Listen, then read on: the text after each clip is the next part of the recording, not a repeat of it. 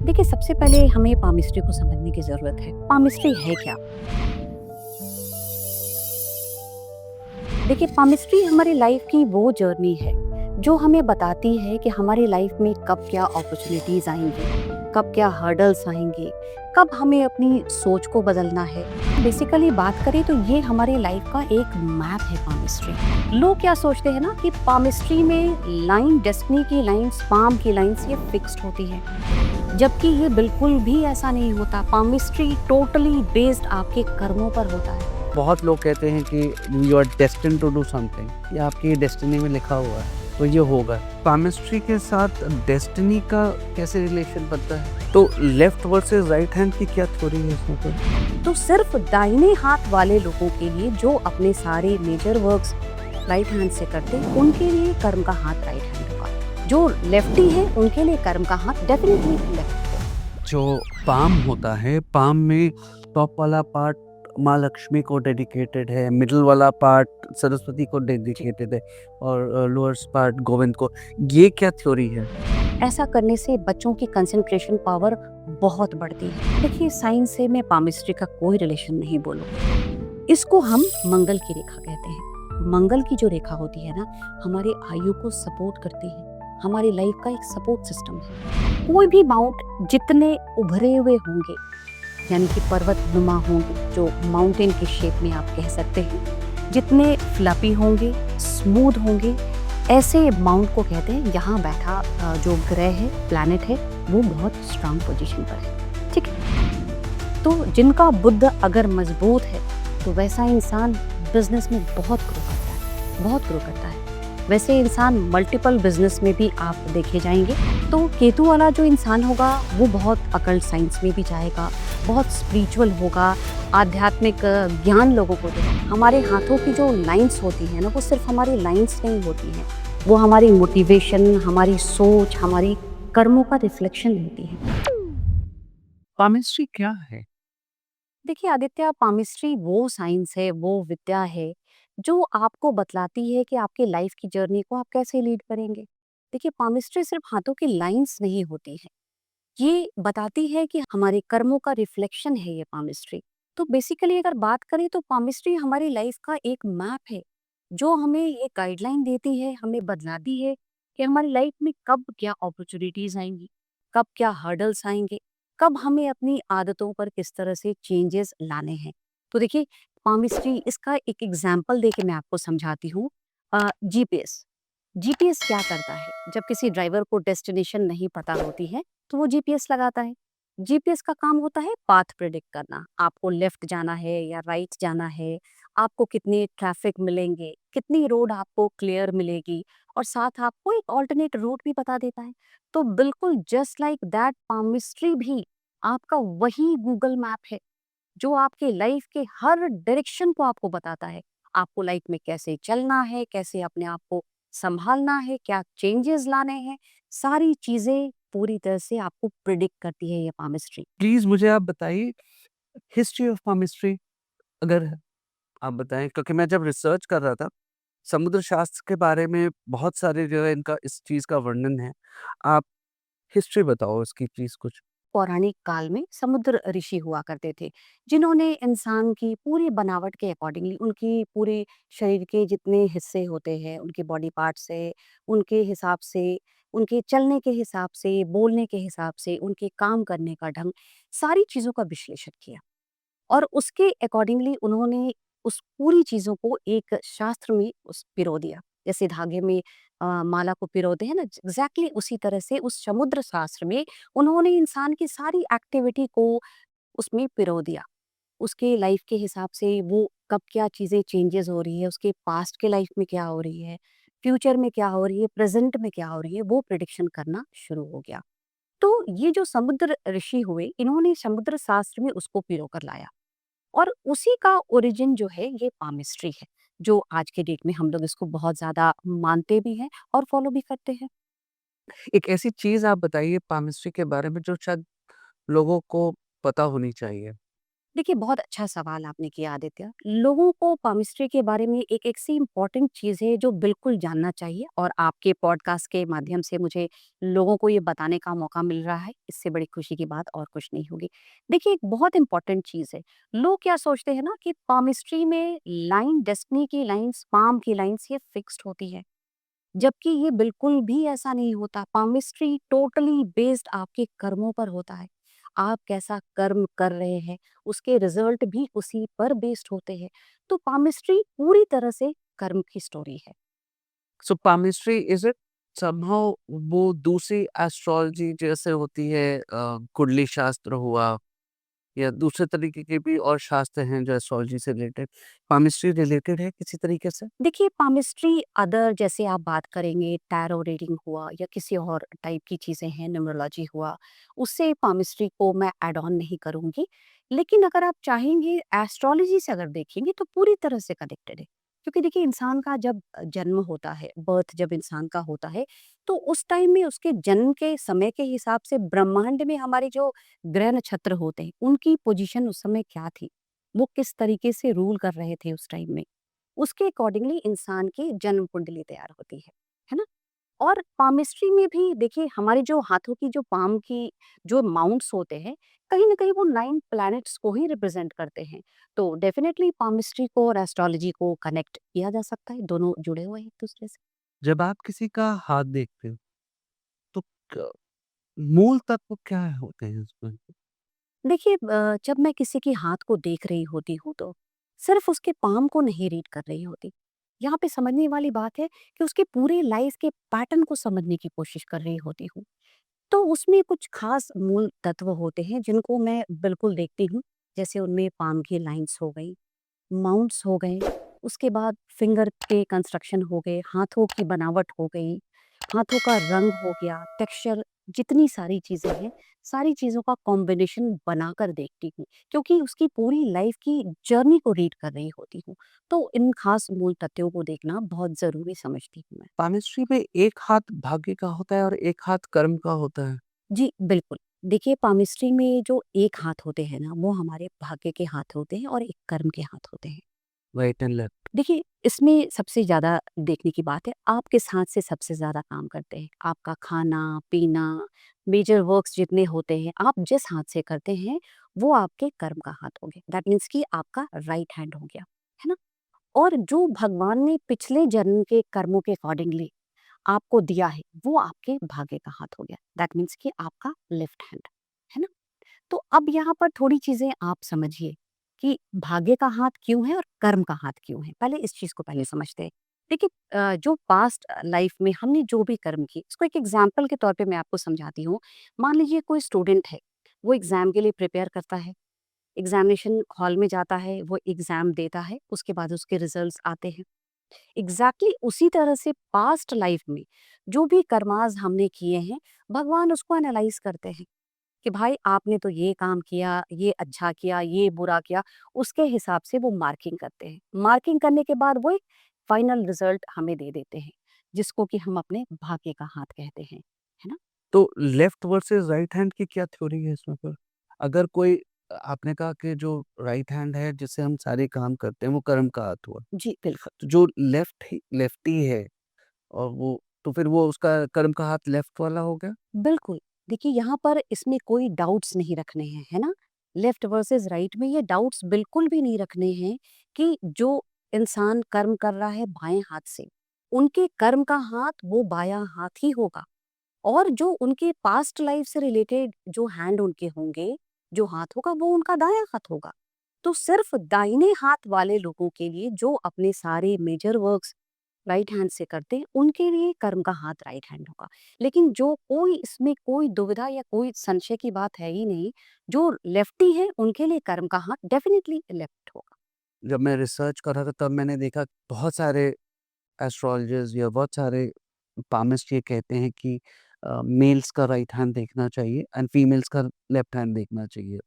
सो आप जैसा बता रहे हो, तो अगर कोई मेल है और वो लेफ्ट से काम करता है या लेफ्ट उसका एक डोमिनेंट हैंड है, तो उसका लेफ्ट हैंड ही देखना चाहिए फिर?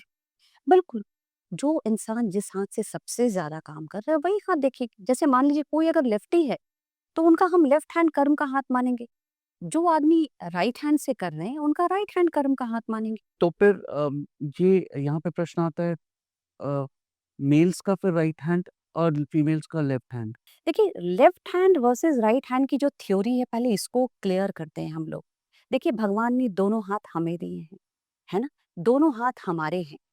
तो इसमें मेल और फीमेल की कोई थ्योरी नहीं होती। हाँ, पुराने ज़माने में ऐसी बातें की जाती थी कि left hand versus right hand की थ्योरी थी कि भाई जेंट्स के लेफ्ट देखने हैं या लेडीज़ के राइट देखने हैं। ये थ्योरी पहले चलती थी, लेकिन आज की पामिस्ट्री जो है हमारी, ये ऑथेंटिसिटी पे चलती है ना? जो रियलिटी है उस पर चलती है। कर्म के हाथ और भाग्य के हाथ, ये बताइए कभी भी ताली एक हाथ से अच्छे से बजती है? नहीं नहीं बजती, बचती। कभी नहीं बजेगी। एक बात सोचकर आप देखिए, अगर मान लीजिए कोई पिक्चर है, शूटिंग हो रही है, स्क्रिप्ट डायरेक्टर ने लिख दिया है, तो क्या एक्टर के परफॉर्मेंस के बिना वो मूवी कंप्लीट होगी? नहीं नहीं। होगी। तो जस्ट लाइक दैट, अगर हाथ हमारे दोनों हैं, तो एक हमारा कर्म का है, एक हमारे भाग्य का हाथ है। तो इन दोनों को मिला के जब टोटल एनालाइज़ किया जाता है ना, पूरी तरह से जब देखी जाएगी ना, तभी एक्यूरेट प्रिडिक्शन आएगी। अदरवाइज़ वो प्रिडिक्शन बिल्कुल गलत हो जाएगी। तो ये एक, मेरे हिसाब से ये बहुत बड़ा मिथ है कि मेल का एक हाथ देखना चाहिए, फीमेल का एक हाथ देखना चाहिए, ये मिथ है मेरे हिसाब से। मैं बिल्कुल भी इस बात पर एग्री नहीं करती हूँ। दोनों हाथ इम्पोर्टेंट है, एक भाग्य का और एक हाथ का कर्म का, तो दोनों को देखिए। छोटे बच्चों का नहीं देखते हैं। जी, बिल्कुल।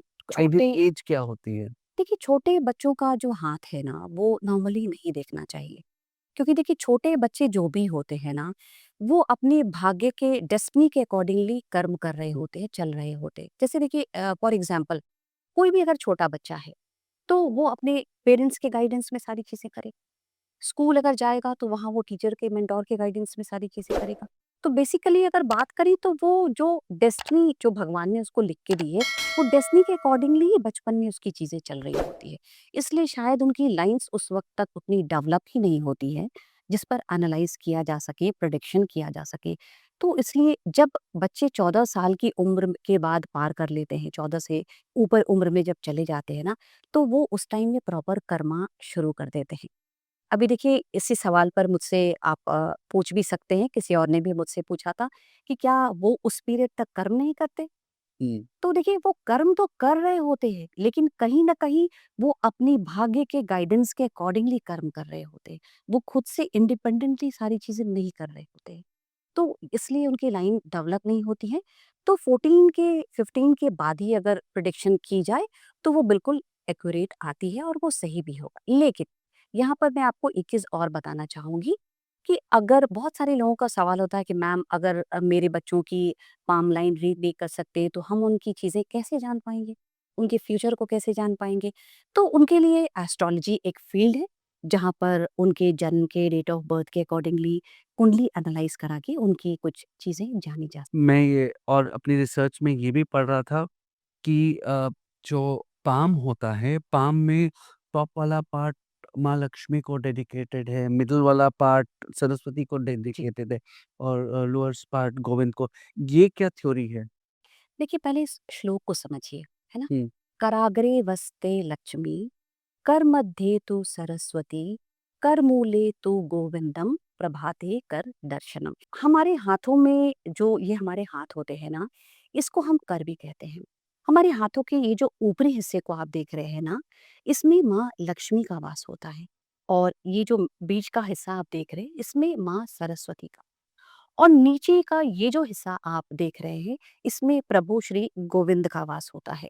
तो देखिए, जब आप सुबह उठ कर के, आप सुबह-सुबह उठ कर के अगर अपने हाथों को रब करके इस तरीके से अगर आप दर्शन करते हैं, तो आपको तीनों देवी-देवताओं के दर्शन होते हैं, उनका आशीर्वाद प्राप्त होता है। तो आप अगर दिन की शुरुआत इस पॉजिटिव एनर्जी के साथ कर रहे हैं, तो इससे अच्छा और क्या होगा आपकी लाइफ में। यहाँ पर देखिए, मैं एक टिप भी देना चाहती हूँ बच्चों के लिए स्पेशली, और जो स्टूडेंट्स हैं उनके लिए। हालांकि ये प्रणाम करना, नमस्कार करना, तो ये सभी के लिए अच्छा है, पॉजिटिव है।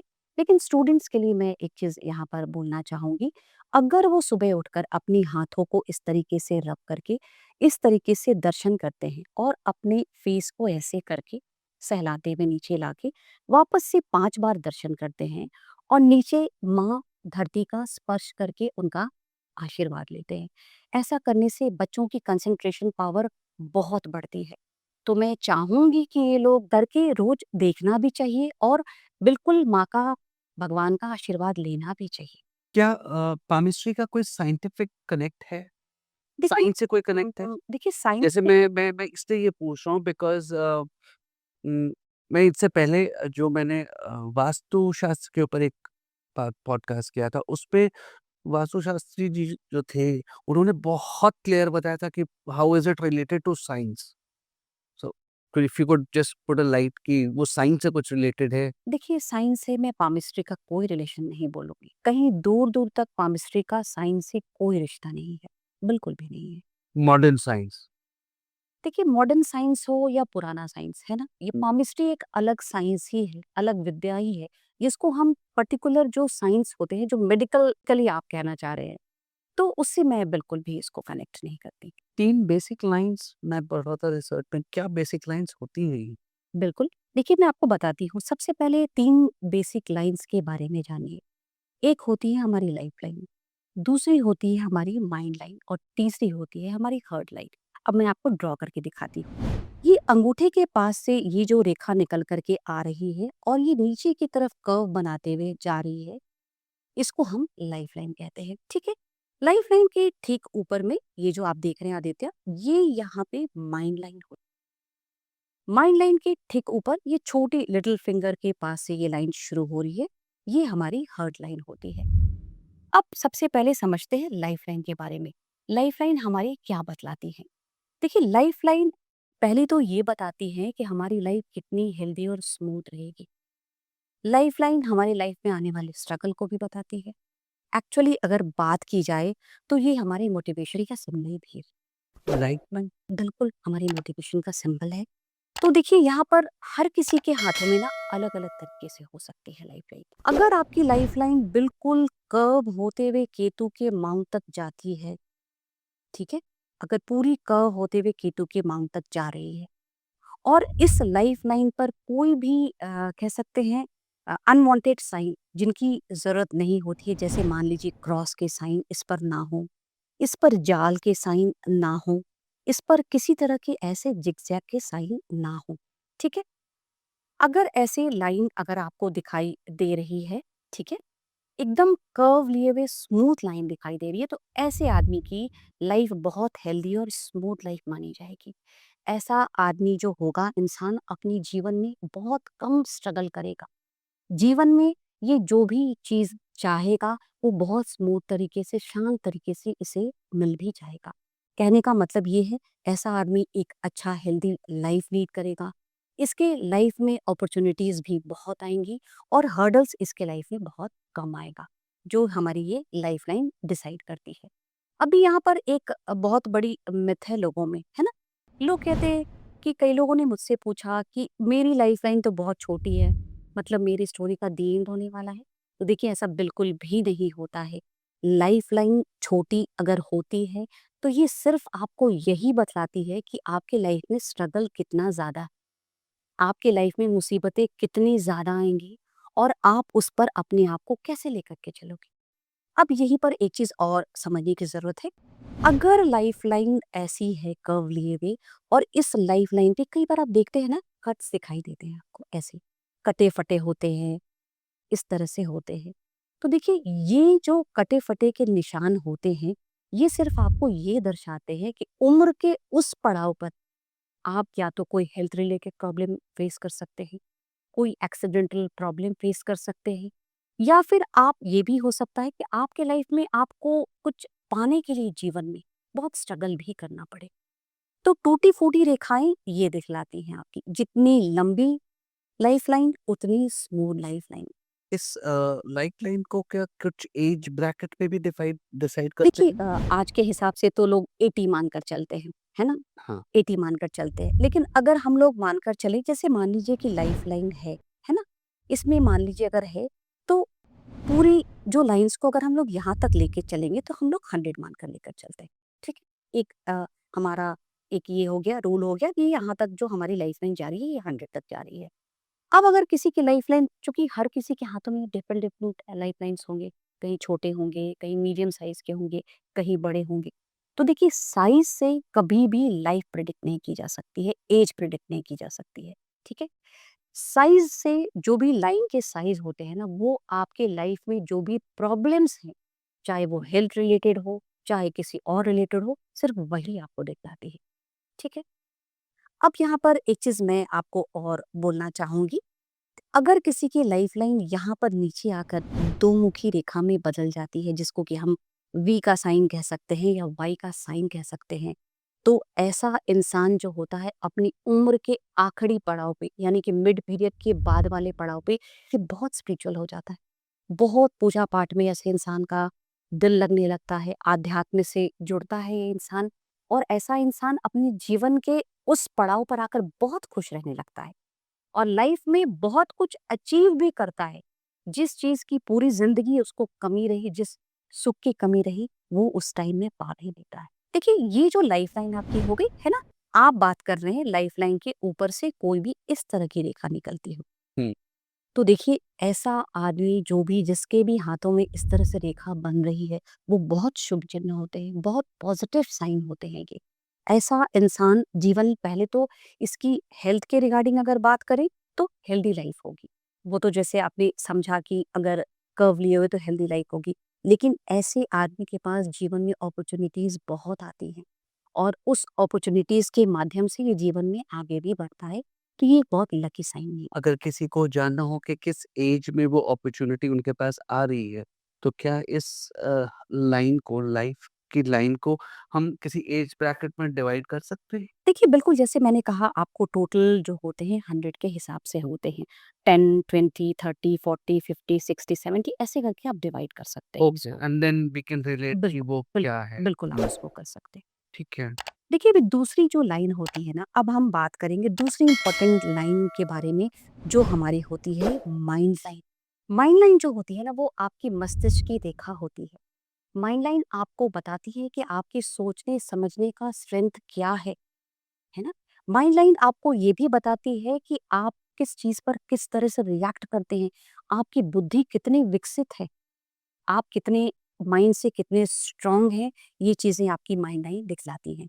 अब देखिए, हर किसी के हाथों में माइंड लाइन भी अलग-अलग तरीके से हुई। जैसे लाइफ टाइम की हमने बात की, माइंड लाइन भी कहीं छोटी हो सकती है, कहीं बड़ी हो सकती है, कहीं बिल्कुल मीडियम साइज़ की हो जाती है। तो देखिए, जितनी साफ-सुथरी लंबी माइंड लाइन होगी, उतना इंसान का माइंड शार्प होगा। ठीक है? उतने उसके सोचने समझने का स्ट्रेंथ ज़्यादा होगा।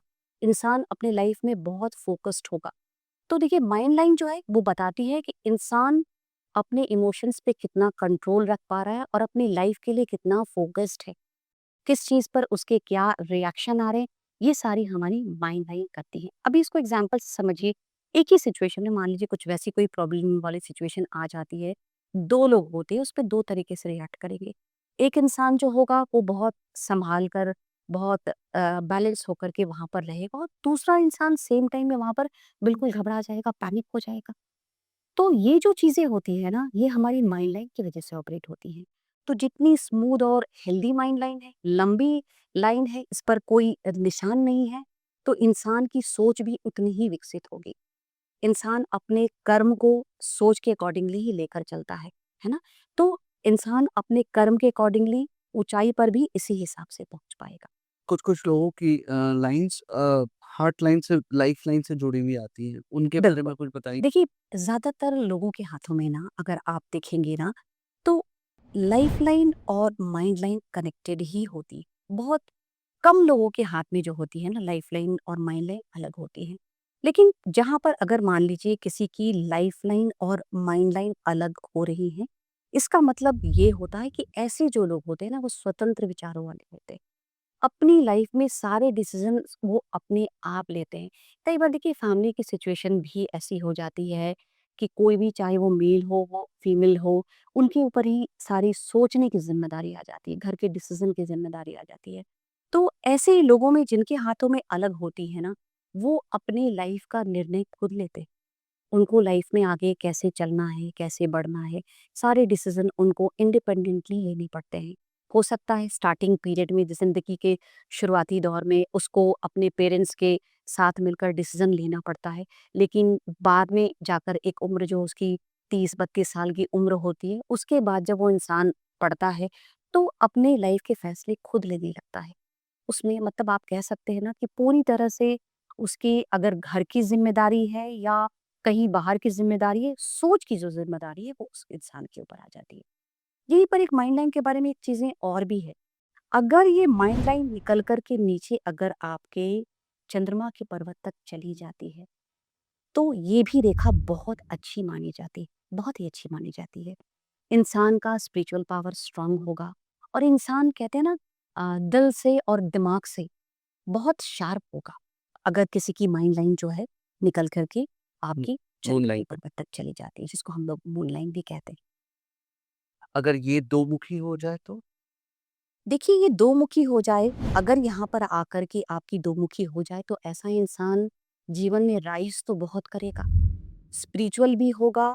और जैसे कहते हैं ना केतु को और राहु के हिसाब से अगर चलते हैं तो केतु को हम अकल्ट साइंस का एरिया कहते हैं, है ना? हुँ। केतु से अकल्ट साइंस को हम जोड़ते हैं। लेकिन अगर यहाँ चंद्र के पर्वत तक भी ये दो मुखी रेखा हो जाएगी तो इसको भी अकल्ट साइंस से जोड़ा जाता है। बहुत सारे देखिए बहुत सारे पामिस्ट इसको नहीं भी जोड़ते हैं, लेकिन पर्सनल रिसर्च के आधार पर मैं आपको ये बात बोल रही हूँ कि मैंने देखा है कि इसमें अकल्ट की चीज़ें भी आ जाती हैं। इंसान जो कहते हैं ना बहुत भावुक होता है, बहुत अंदर से ओवर इमोशनल भी होता है ऐसा इंसान। हर्ट लाइन का क्या है?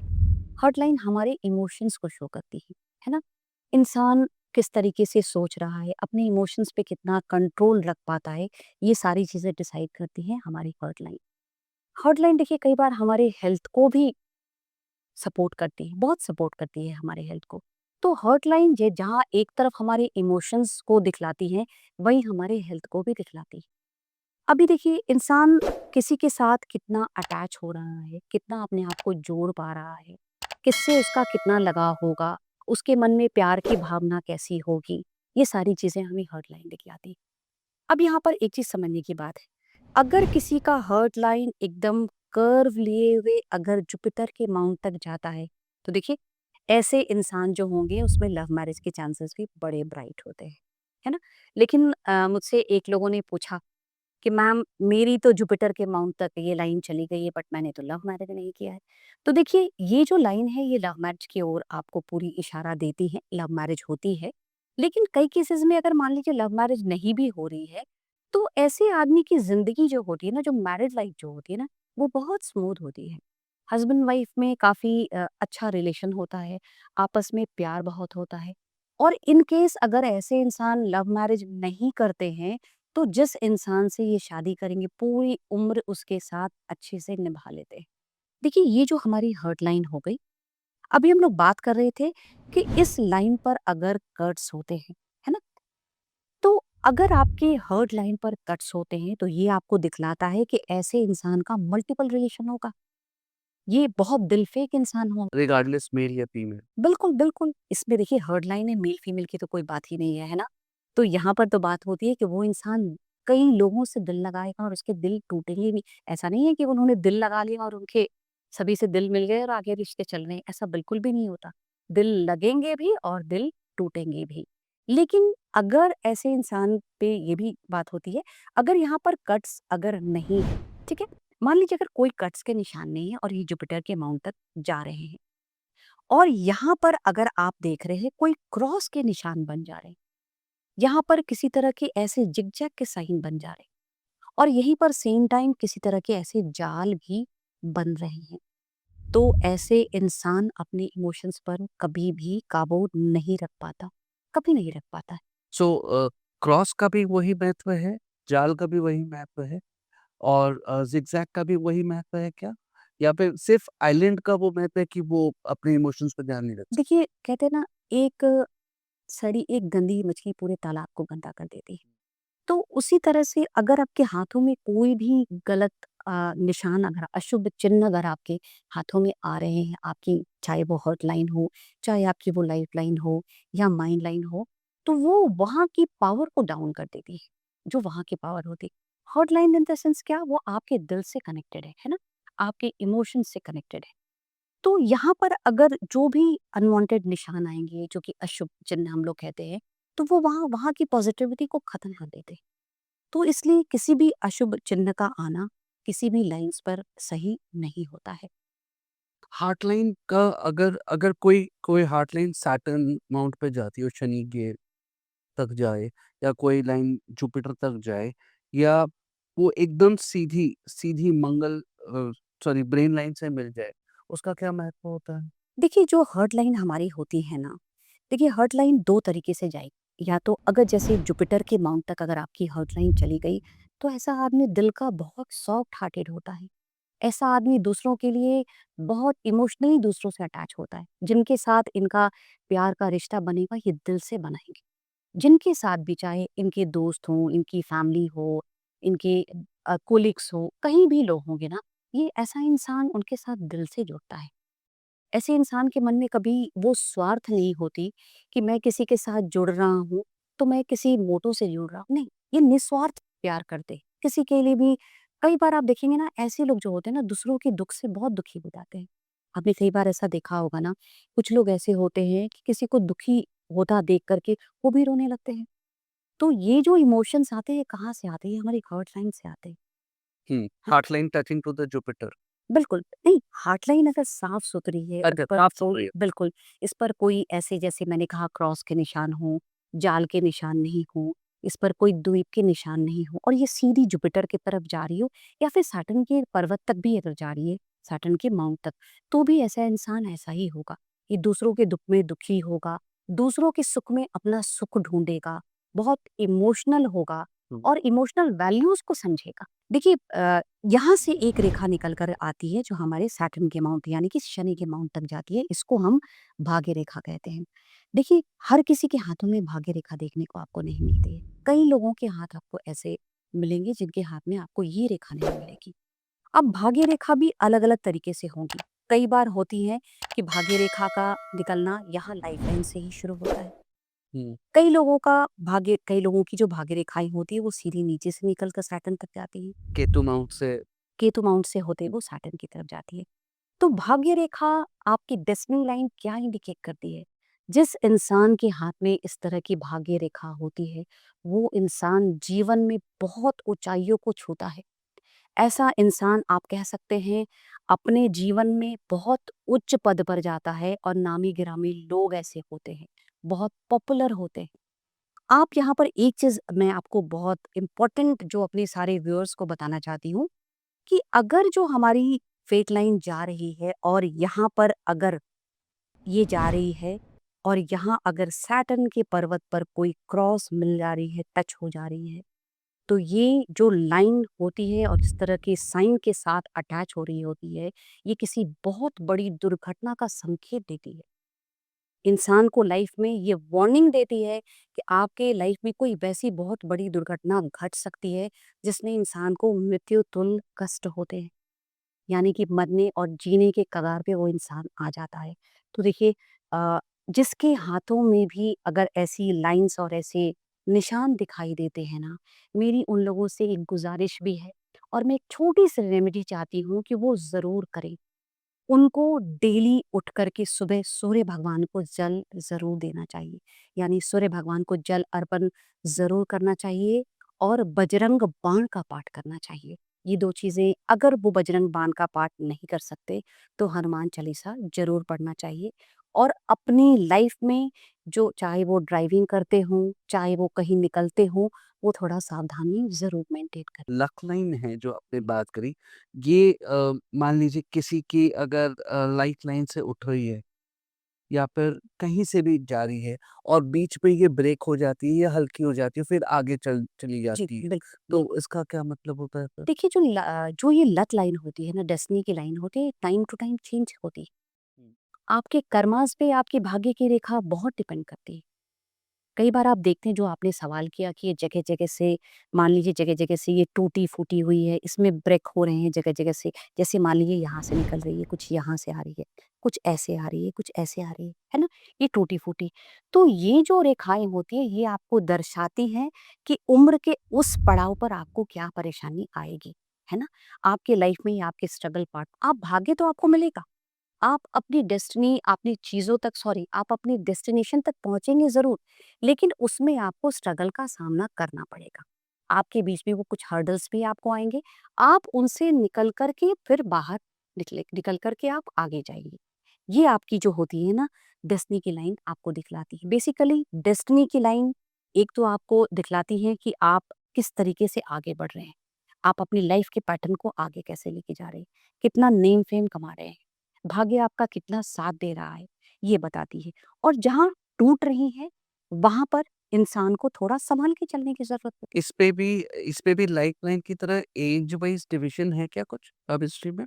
देखिए नहीं इस पे एज के वाइज डिवीजन नहीं होते हैं क्योंकि जो हमारी डेस्टिनी की लाइंस होती है ना वो टाइम टू टाइम चेंज करती है। जैसे मान लीजिए किसी के बचपन से डेस्टिनी की लाइंस है ही नहीं, उसने कर्म करना शुरू किया।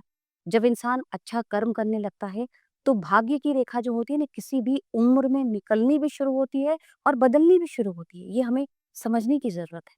तो भाग्य रेखा का उदय जो होता है ना वो कभी भी हो सकता है। ये आपके कर्मों के अकॉर्डिंगली डिपेंड करता है कि आपकी भाग्य रेखा का उदय कब हो रहा है। आपके कर्म आपके भाग्य को कब सपोर्ट कर रहे हैं, तब उसका उदय होगा। अगर किसी की भाग्य रेखा लाइफ़लाइन से हो रही है, किसी एक स्पेसिफ़िक एज में क्योंकि लाइफ़लाइन हमने जैसे डिस्कस किया कि वो डिवाइड करके 80, 100 तक हमने किया और मान लीजिए 70 की एज में या 40 की एज में, 50 की एज में डेस्टिनी की लाइन लाइफ़लाइन से आ रही है। जी। उसका उसका कुछ है? हाँ, उसमें हम लोग ये जो जैसे मैंने पहले आपको कहा और अभी आपको बताती हूँ, अगर किसी की लाइफ़लाइन से निकलकर डेस्टिनी की लाइन जा रही है, तो बेशक ये वहाँ दर्शाती है कि उम्र के उस पड़ाव पर आकर मान लीजिए किसी की 30 के आस-पास से निकल रही है, तो वो वहाँ बताती है कि 30 की उम्र से ही वो इंसान जो है, उसका भाग्योदय शुरू होगा। लेकिन यहाँ पर सबसे इम्पोर्टेंट चीज़ ये है कि अगर भाग्य रेखा वहाँ से निकल रही है और उसने अपना कर्म बंद कर दिया, तो भाग्य साथ देना बिल्कुल बंद कर देगा। तो कर्म सर्वोपरि है। बिल्कुल, कर्म एकदम सर्वोपरि है। आप एक चीज़ देखिए पामिस्ट्री जो है ना वो अवेयरनेस देती है, डराने का काम नहीं करती है। पामिस्ट्री आपको पूरी तरह से ये बतलाती है कि आपको कब कैसे पेश आना है ना? और कर्मा पे बेस्ड होती है पामिस्ट्री यानी कि कर्म पर ही पामिस्ट्री निर्धारित होती है। आपके जीवन की सारी चीज़ें कर्म पर निर्धारित होती हैं। ये आदित्य मैं एक चीज़ आपको बोलना चाहती हूँ। मुझसे एक किसी ने पूछा था कि मैम अगर कर्म के हिसाब से ही सारी चीज़ें होती हैं, तो बच्चा जब पैदा होता है तुरंत मर जाता है, तो उसने वहाँ क्या कर्म किया होता है? तो देखिए एक चीज़ मैं यहाँ पर ये समझाना चाहूँगी कि कई बार होते हैं ना कि जब बच्चा जन्म लेता है कोई इंसान और उस वक़्त उसकी कुछ क्षण के बाद ही मृत्यु हो जाती है। तो जो पास्ट कर्मा के अकॉर्डिंगली उसकी कुछ जो बच जाती हैं चीज़ें, जो उसको करना बाकी रह जाता है सेकंड हो या मिनट हो, उसके लिए भगवान उस कर्म को करने के लिए उसे धरती पर वापस भेज देते हैं। तो इसलिए वहाँ पर उस बच्चे की मृत्यु हो जाती है। लोग कई बार ये जो सोचते हैं ना कि बच्चे की अगर मृत्यु हो गई तो ये तो उसके भाग्य के कारण हो गया। देखिए जन्म और मृत्यु ये सही बात है, ये भगवान डिसाइड करते हैं, वो ऑलमाइटी डिसाइड करते हैं। उनके हिसाब से हमारी पिक्चर के डायरेक्टर वही हैं। लेकिन जन्म के हिसाब से कर्म तो हमें करने हैं। तो देखिए मैं सभी को बोलती हूँ कर्म कीजिए, कर्म, कर्म पे विश्वास कीजिए, कर्म कीजिए। आपके कर्मा से, आपके अच्छे कर्म से आपकी डेस्टिनी की लाइन्स बिल्कुल बदल सकती, बिल्कुल बदल सकती। हुँ, देखिए, अब हम बात करेंगे ना मंगल की रेखा। मंगल के हमारे हाथों में ना 2 जगह होती हैं, एक उच्च का मंगल, एक हमारे निम्न का मंगल, ठीक है? देखिए, अब हम बात करते हैं ना हमारी लाइफ़लाइन के ठीक नीचे से बिल्कुल बगल से एक रेखा निकल कर के आ रही होती है। इसको हम मंगल की रेखा कहते हैं। मंगल की रेखा का काम क्या होता है? बेसिकली मंगल की जो रेखा होती है ना, हमारे आयु को सपोर्ट करती है। हमारी लाइफ का एक सपोर्ट सिस्टम है। तो कई लोगों के हाथ में मल्टीपल मंगल की रेखाएँ भी दिखाई देती हैं इस तरीके से। कई लोगों के हाथ में इंडिविजुअल एक रेखा दिखाई देती है। उनके शेप एंड साइज़ अलग हो सकते हैं, उनकी बनावट अलग हो सकती है, लंबाई में कोई छोटे हो सकते हैं, कोई बड़े हो सकते हैं। तो मंगल की रेखा अगर किसी की है और किसी की लाइफ़लाइन अगर मान लीजिए किसी की लाइफ़लाइन छोटी है और यहाँ उसकी मंगल की रेखा बड़ी होती है, तो उसके लाइफ़ को बहुत सपोर्ट मिलता है। कई बार आप देखेंगे ना कई लोगों के एक्सीडेंट होते-होते बच जाते हैं। कई लोगों की लाइफ में कई बार लोग बीमार पड़ते हैं, लेकिन लोग कहते हैं ना अरे कोई मिरेकल हो गया। ये इंसान तो बच गया, इसकी तो हालत ऐसी थी नहीं कि इसकी ज़िंदगी बच सकती थी। तो ये हमारे मंगल की रेखा जो होती है ना, सपोर्टिव लाइन जो होती है, वो यहाँ पर बहुत हेल्पिंग हैंड का काम करती है। तो मंगल की रेखा जो होती है, ये बहुत इम्पोर्टेंट रेखा भी होती है। देखिए, अभी यहाँ पर एक चीज़ हम लोग समझेंगे। आपने देखा होगा ना, कई उँगलियों में, फिंगर्स पे इस तरह से मल्टीपल लाइन्स होते हैं, है ना? अक्सर आपने देखा है, कुछ ऐसी रेखाएँ होती हैं, कुछ ऐसी रेखाएँ होती हैं और कुछ आपको ऐसी भी रेखाएँ देखने को मिलेगी जिन पे इस तरह से हैशटैग के निशान बने होते हैं। तो देखिए, पहले समझिए, जिनके फिंगर्स में ऐसे लाइन्स दिखाई देते हैं ना, उनके दोस्त बड़े होते हैं। दोस्ती करना, दोस्तों के बीच में रहना उनको बहुत पसंद आता है। मतलब अगर समझ लीजिए आप, तो दोस्तों में उनकी आधी ज़िंदगी निकल जाती है। दोस्त भी इनको बहुत अच्छे मिलते हैं और इनके जीवन में दोस्त भी ये बहुत अच्छे बनाते हैं और उस दोस्ती को निभाते भी हैं। अब यहीं पर अगर आप देखेंगे, आड़ी रेखा हो गई और उसमें ज़िगज़ैग के निशान हो गए, तो ऐसे लोगों की दोस्ती होगी भी बहुत ज़्यादा और उनसे इनकी अनबन भी तुरंत हो जाएगी। ऐसे लोग बहुत ज़्यादा एक दोस्ती पर टिक ही नहीं सकते।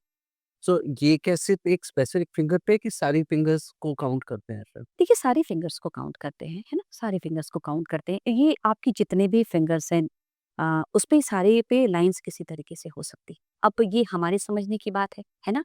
बहुत ईज़ी वे में, जैसे बहुत लोग चाहते हैं कि भाई हमारे हाथों में अगर ये स्ट्रेट लाइन ढेर सारी हैं, तो इनका क्या मतलब होगा? अगर ये हैशटैग लाइन है, इनका क्या मतलब होगा? तो ये बहुत आसानी से समझी जा सकती हैं चीज़ें, है ना?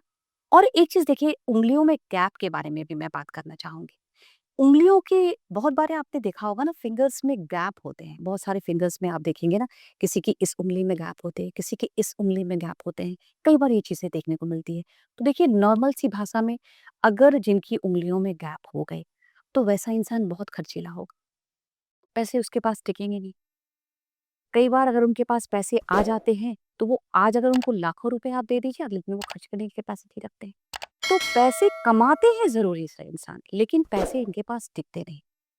पैसे खर्च करने की तो टेंडेंसी इनमें कोई बहुत। स्पेसिफिक फिंगर के गैप में है या फिर ये सारी फिंगर्स, मान लीजिए किसी के सिर्फ फ्रंट फिंगर में है या किसी के सिर्फ सेकंड फिंगर में गैप है, या हाँ। ऐसा है या फिर सारी फिंगर्स या सिंगल नहीं, फिंगर पे? देखिए, इसमें मैं बताऊँगी, जो हमारी लिटिल फिंगर होती है, लिटिल फिंगर और यहाँ पर जो रिंग फिंगर होती है, इन दोनों के बीच में जो गैप होते हैं और जो हमारी अनामिका उँगली है, मिडल फिंगर जिसको कहते हैं, इसमें, इन तीनों के बीच में जब गैप होते हैं, तो ऐसे इंसान के पास पैसे टिकने में बहुत मुश्किल होती है। मतलब कहते हैं ना, कहा जाता है कि ऐसे इंसान को कभी भी बैंकर नहीं होना चाहिए, क्योंकि इनके पास पैसे टिकेंगे ही नहीं। इस माउंट्स के बारे में बताइए। देखिए, टोटल 9 प्लैनेट्स होते हैं, आता है। रफनेस से तात्पर्य डेप्थ, मतलब वो दबा हुआ होता नहीं, है? शनि बहुत डिसिप्लिन प्लैनेट होते हैं। Saturn mount. शनि है, आपको ग्रोथ भी देगा। सूर्य की एक अपनी पहचान होती है, वो अपनी एक अलग पहचान बनाता है समाज में। कई लोगों में ये हैशटैग के साइन होते हैं। इंसान एंटरटेनमेंट के क्षेत्र में भी जाता है, मीडिया के क्षेत्र में भी जाता है। जरूरत की नहीं, जो इम्पोर्टेंट है लाइफ में, केतु आपको उनसे जोड़ता है। जो चीज़ आपके जीवन में इम्पोर्टेंट नहीं है, उससे ही सिर्फ आपको डिटैच करता है।